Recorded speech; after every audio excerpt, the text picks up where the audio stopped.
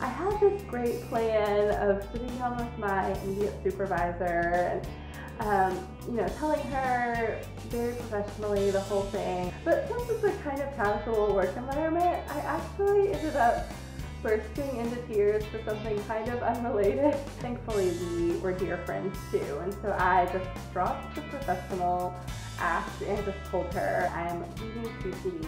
But I think that's actually a great picture of what this whole experience has been.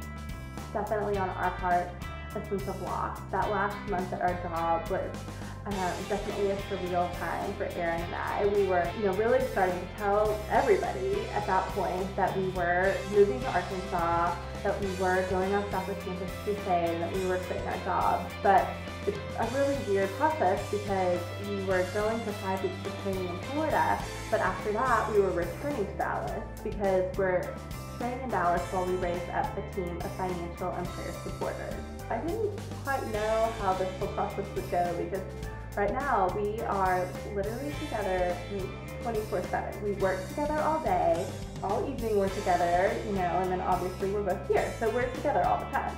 So I was a little bit nervous about how life was going to be with so much togetherness, but it's actually been really fun. I think Erin and I definitely have very different strengths and gifts and weaknesses too. And so I think working together has definitely really put those on display even more than just normal marriage does.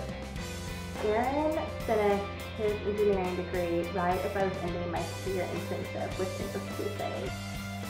Probably about a semester before we left Oklahoma, if you had asked us, we would have said, for sure, we are joining staff with Campus Crusade for Christ.